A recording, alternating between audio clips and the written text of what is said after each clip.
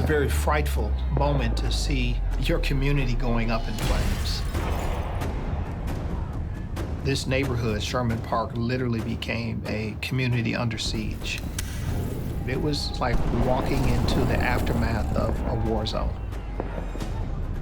Saturday, August 13th, an African-American police officer shot and killed a 20-something African-American male.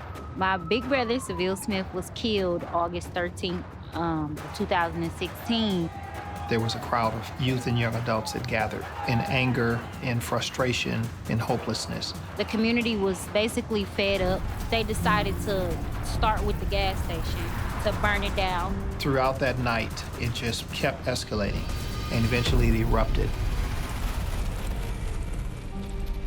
I felt that I was this small and the problem was this big, and I felt a sense of hopelessness. The riot occurred on Saturday, August 13th, 2016. On August 11th and August 12th, 2016, I attended my very first Global Leadership Summit at Elmbrook Church in Brookfield, Wisconsin. I had my scholarship to go, and one of the greatest lessons I learned from the summit was that obedience could not wait. I could not wait for the right time. I could not wait for the heat to die down. I need to lead, follow, or get out of the way.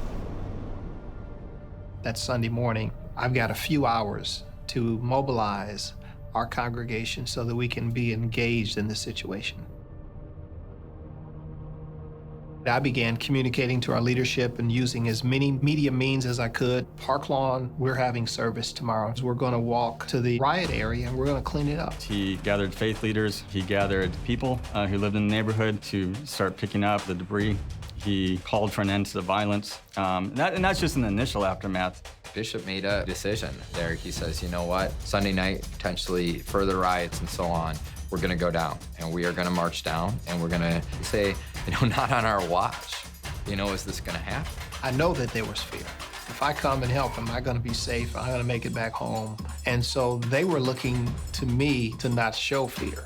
And I think God literally did not take the fear away, but he gave us his grace and we did it scared. So we walked down there. There's a group of Black Panthers basically holding down the key kind of corner entryway and right across from the BP station that had been burned to the ground. We came as ministers and they lined up and hugged us. And I remember this big burly guy is just in tears hugging me. And it wouldn't happen if Bishop Harvey hadn't done this. He walks the streets without a gun. He believes in his faith, and I think that is great leadership to have in our community. People who had been in other cities where riots had taken place said, we've never seen groups of churches so organized and ready to deal with something like this as we saw in Milwaukee, and that's really the result of his leadership. The greatest thing that has happened through the tragedy is that the church now has been awakened and has left the building. We're not the church because we come to church. We are the church as we go. Mind you, this is not anything that we signed up for, that we were trained to do, but we're bringing about the change that we want to see. The summit has always been this place that can kind of flip that switch for people to do what you're supposed to do. I personally believe that the Leadership Summit prepared me mentally, emotionally, spiritually for not only that night, but for the days to come and even today. As I raise my level of leadership, the church's level of leadership will rise. And as churches begin to do that, we'll take the community with us. But we also need investors, people who will invest in leadership and who will invest in churches and in pastors and who will invest in the summit.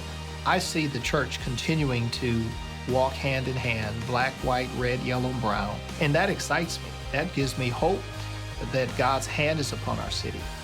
Milwaukee is a city of destiny.